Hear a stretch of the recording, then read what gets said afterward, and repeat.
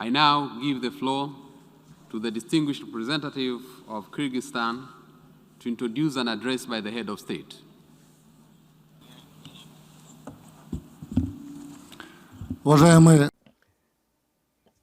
Distinguished Secretary General, Mr. Antonio Guterres, distinguished Mr. President, ladies and gentlemen, it is an honor for me to present the video statement by His Excellency Sadir Japarov, President of the Kyrgyz Republic, at the 76th session of the United Nations General Assembly. Thank you very much indeed.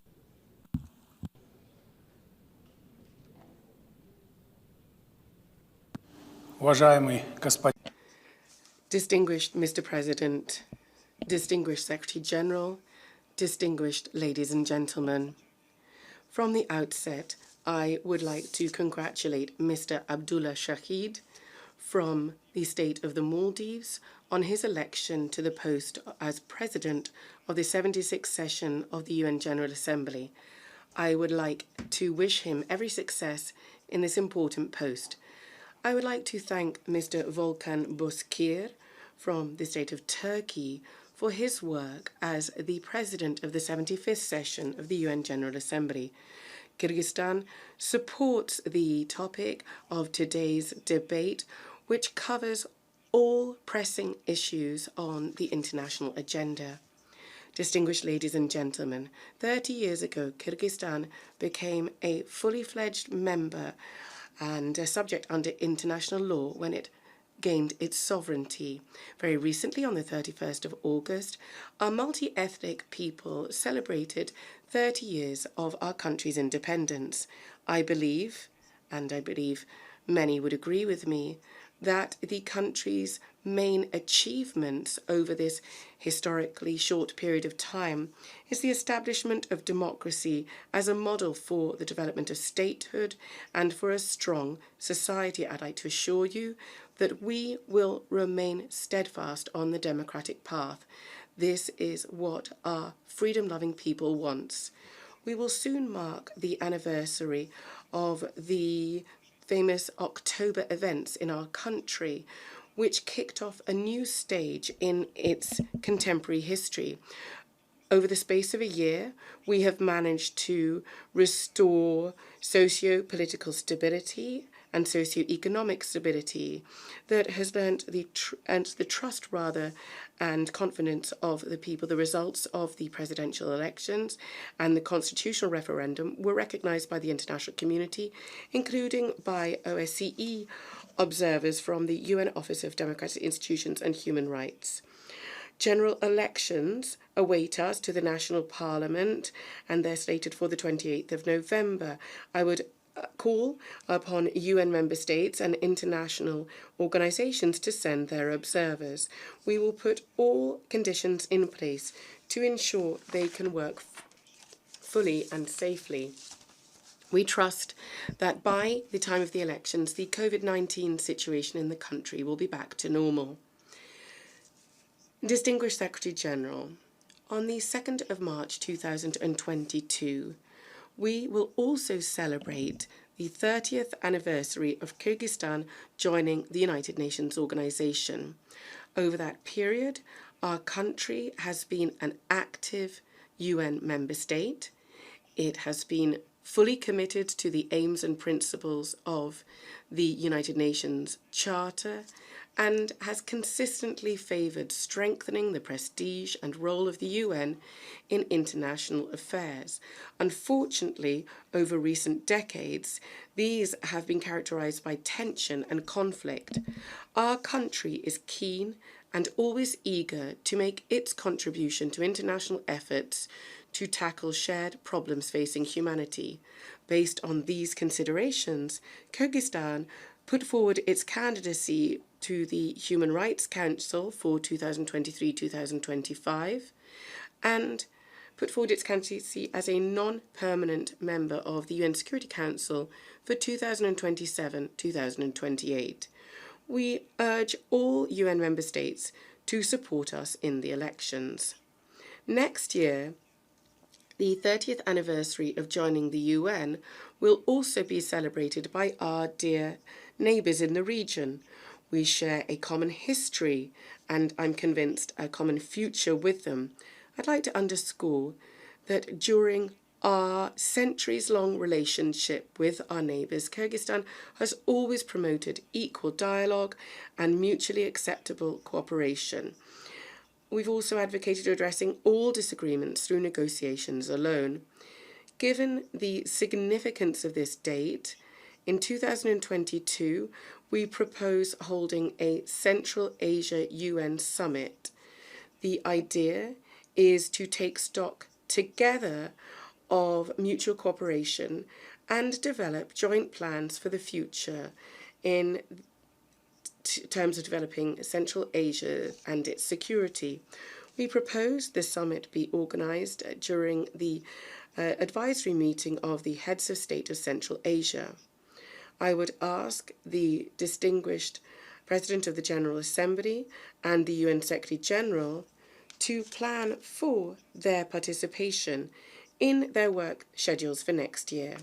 Distinguished ladies and gentlemen, thanks to its geographical location, the Central Asian states, from times of yore, starting from the Great Silk Road and to this very day, has been a bridge which joins the routes from the east to the west and the north to the south.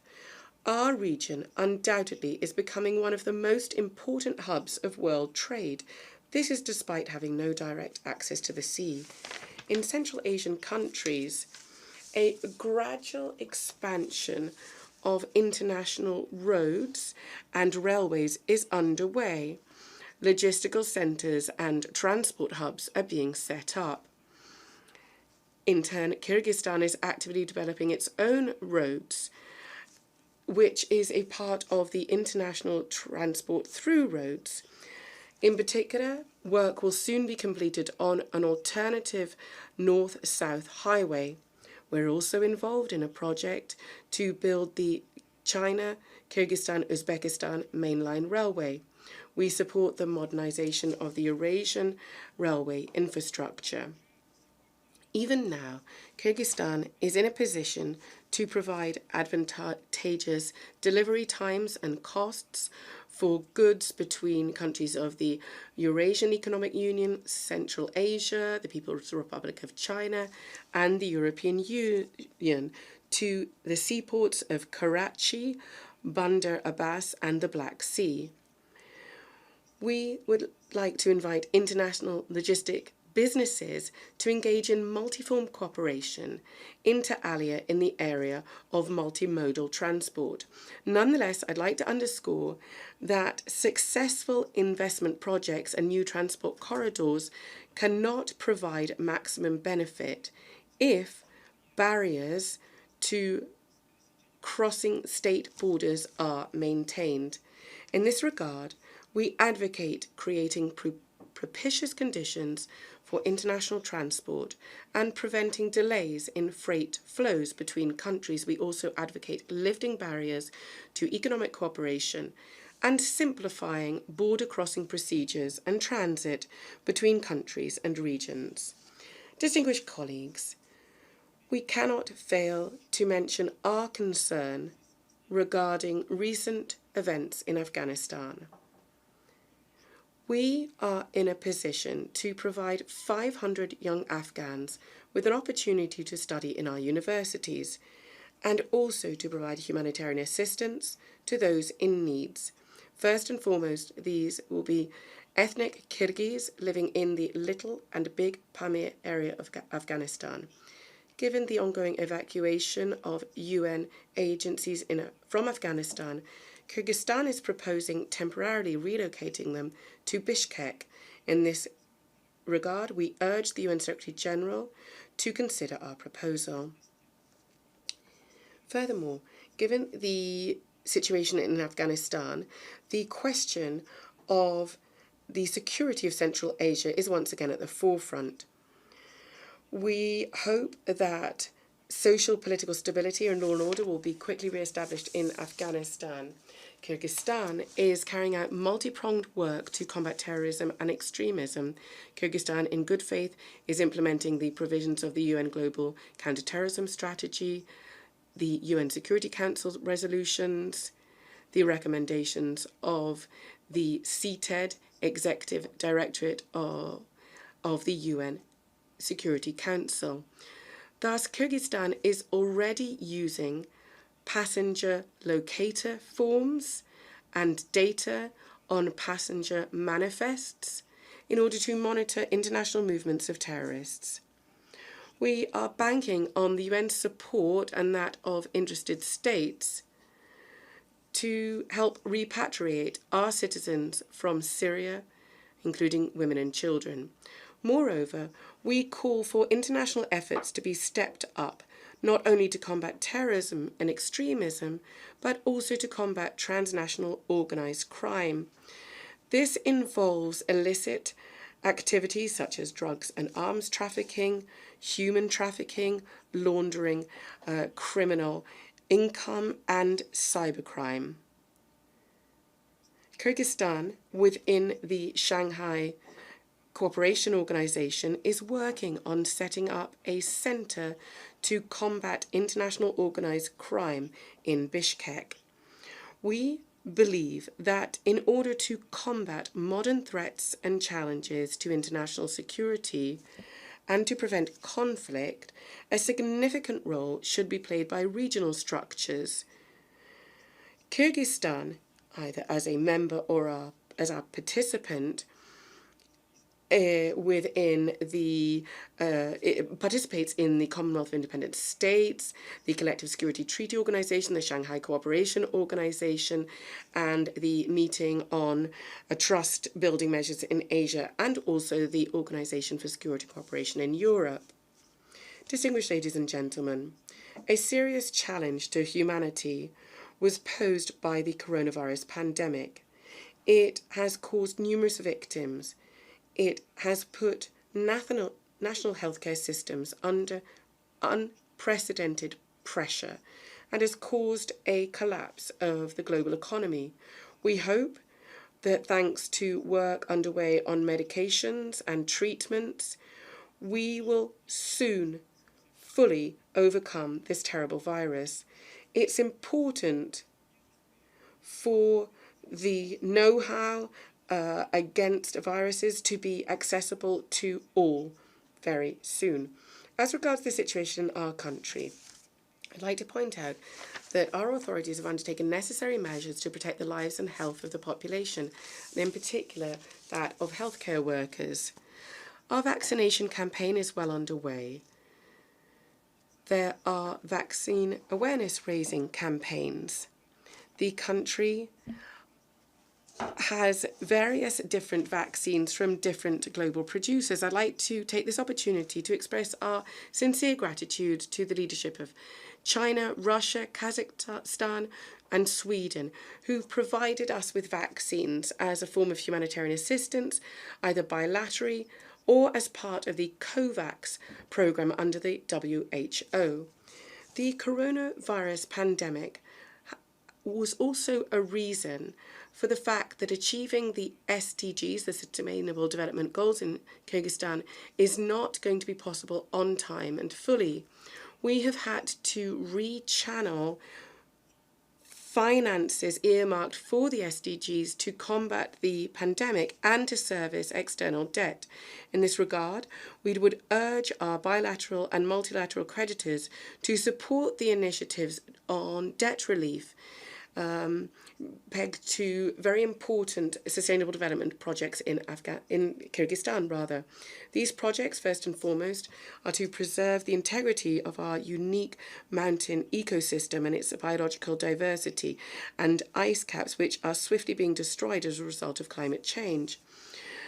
It is very unfortunate that in Kyrgyzstan there are some ill-intentioned investors who are chasing after significant profit and abuse the people's trust, and so they do not take due care that their activities do not harm the environment. In line with our national legislation, the Kyrgyz authorities have been curbing these kind of activities, but we need to deal with the ecological consequences thereof nonetheless by dealing with harmful refuge, etc. Over the past 3 decades, Kyrgyzstan has been an active advocate of the interests of mountain states that are landlocked in order to tackle the challenges of sustainable development and the impact of climate change. On our initiative, 2002 was declared the International Year of Mountains, and in that year in Bishkek there was the first Global Mountain Summit. In 2018 there was the 4th World Mountain Summit. During this session of the UN General Assembly, there is the group of Friends of Mountain Countries, and we are hoping that 2022 will be declared the International Year of Mountains. This would confirm the 5-year plan for sustainable development in mountain regions up to 2022, and then to create a global summit, Bishkek 25. Distinguished Secretary General, over the past few years, the people and nature in our country have significantly felt the negative impact of climate change. The position and views of our country will be put forward clearly at the forthcoming COP26 on climate change in Glasgow. I'd like to take the opportunity of this important rostrum to make a few remarks nonetheless. For mountainous Kyrgyzstan, one of the priority thorny areas is climate change adaptation. We pay particular attention to protecting the areas of our mountain forests, along with playing a natural function of absorbing carbon. They also play a very important role in preserving water resources. In this regard, we are in favour of developing and adopting under the aegis of the UN a special targeted programme on mountainous forests to protect them, replant them, and to help them. As I've previously mentioned, ice caps and rivers are under threat in Kyrgyzstan, and this year, in UNESCO, we are initiating a resolution to protect mountain ice caps, and at the same time, we're continuing to work with international partners to implement the provisions of the resolution, Nature Knows No Borders. This was put forward by Kyrgyzstan and was recently approved by the UN General Assembly. Some significant achievements have already been made. For example, thanks to the work with different countries, international organizations have managed to protect certain animals, such as the snow fox. Furthermore, by 2050, Kyrgyzstan will try to achieve carbon neutrality. Kyrgyzstan's economy is becoming greener. We are going to turn to carbon-free sources of energy. And I am thinking first and foremost about hydroelectricity here. In order to ensure energy security, Kyrgyzstan intends gradually to implement a number of projects to build hydroelectric stations that are ecologically clean sources of energy.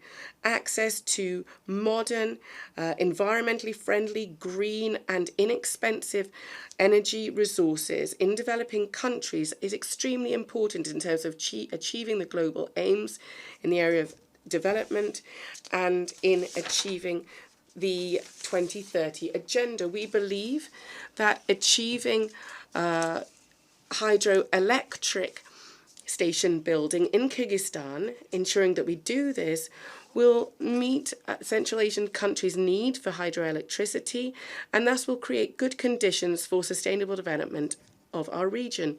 I would invite investors to work closely with the hydroelectric sector, including based on a public-private partnership principle, in the spirit of the Paris Agreement. In concluding this particular topic, Kyrgyzstan trusts that the support and assistance of the international community, the UN and international financial institutions will be paid to solving the problems of the ecosystems and ecologies of mountainous countries that are landlocked. In this regard, we trust that the issue of setting up within the UN a special global fund to support mountainous countries in achieving the Sustainable Development Goals and adapting and preventing climate change will be set up. Distinguished Secretary General, in conclusion, I'd like to point out that the fight against COVID-19 and dealing with its socio-economic impact, achieving the Sustainable Development Goals, and also implementing the Paris Agreement, all these should be a top priority in terms of consolidating efforts and work of the international community. We need to ensure that no one is left behind, including in developing mountainous countries that are landlocked. As we work together to counter contemporary challenges and threats, the role of the UN is significantly increasing. In this regard, I would urge for comprehensive support to be lent to our organisation in order to solve together the global problems for the benefit of sustainable development and for all. Thank you very much, and I wish you a very fruitful session in the general debate. Thank you very much.